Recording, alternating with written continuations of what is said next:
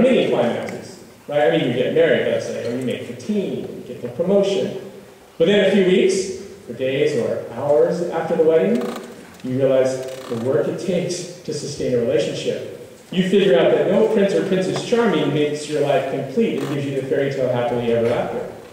Or you discover how much work it is to stay on the team, or the increased responsibilities of the career. There's no grand moment where all is forever good.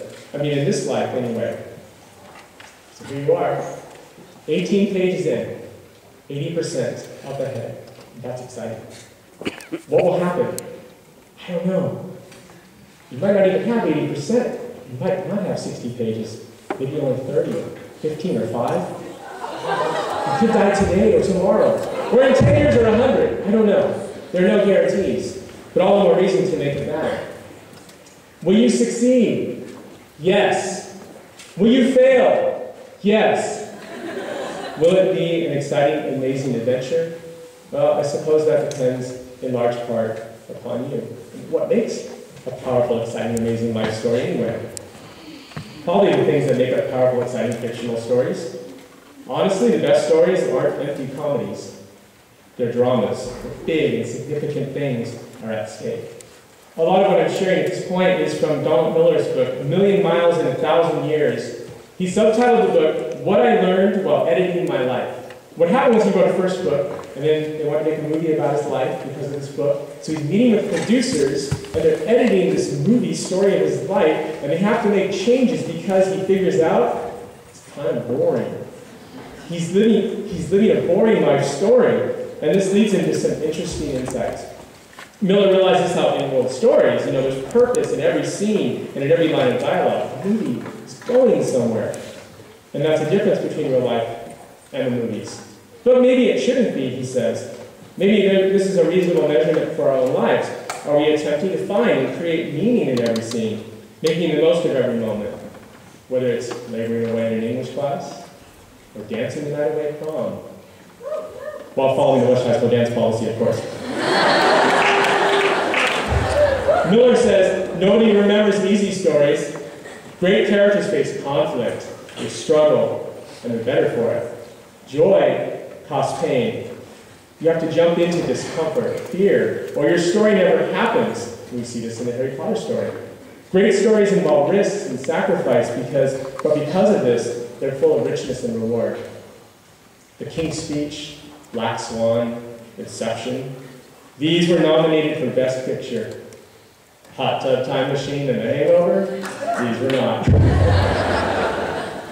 So how do you do this? How do you find purpose and meaning and significance for your life? I don't know.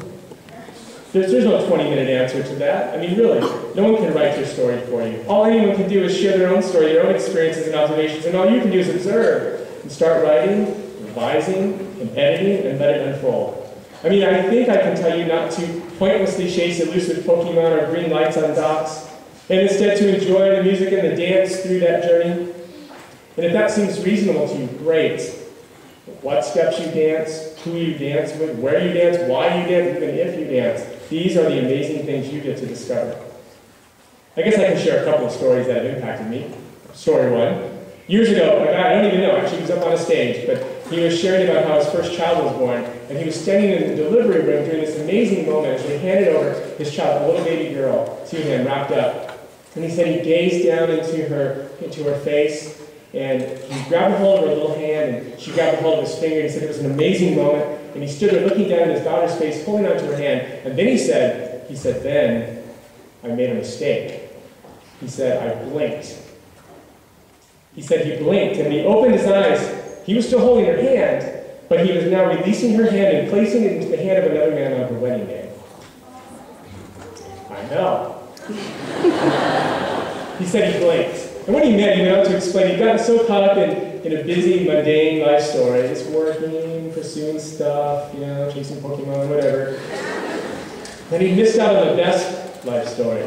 And that little story about blinking has stuck with me all these years. It's helped me edit out unnecessary things in my life, keeps me focused on the present, helps me keep my eyes open. I mean, it's still going really fast, but it's been a great story. Story two. Now here I will confess to doing something a little strange. And my students will say, just one thing, Mr. M? Yeah, just one for now.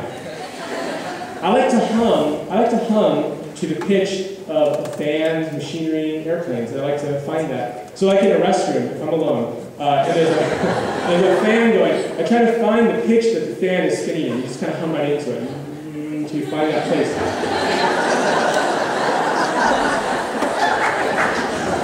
You're graduating, so you have to tell you anything.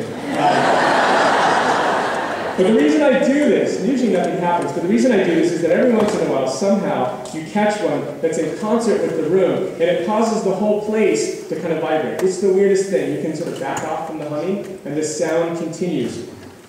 Really strange. Everything is working in harmony. Our old bathroom shower used to do this before we remodeled. And when I discovered that, I thought it was the coolest thing ever. And people would come over and I'd say, come on, you gotta see this. And they'd pull me into the bathroom, I'd hop in the shower, and I had my clothes on, so it was all good. And I just hum, the thing would keep going. I go, geez, you hear that? And they just sort of look at me, kind of like you are. You know, they were about as impressed as you. But my point is, I sense that each of us hums to a certain tune. There are certain things that resonate inside of us. Talents, skills, abilities, aptitudes, something that taps into passion. And that's different for you than it is for me. But the best stories are full of meaning and passion, and if you can find what makes you hum and incorporate that into your life, I think you'll find an amazing story. It turns out I found what makes me hum in family and with you in the classroom. And if you told me that back in high school, kind of like Eric had said, if you'd said, you will have 4 children and teach high school, I would have laughed in your face. Are you kidding me? But through exploration, through taking risks, through searching for meaning, these things have been an amazing blessing to me. I consider my life rich because simply I like what I do, and I like who I'm doing it with. So in the end, all you can do is explore the stories of others and consider them in the writing of your own.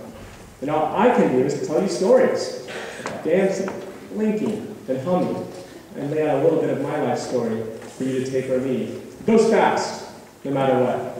It doesn't always seem like it, but it does. Someone once said, the days are long, but the years are short. And I could not agree more.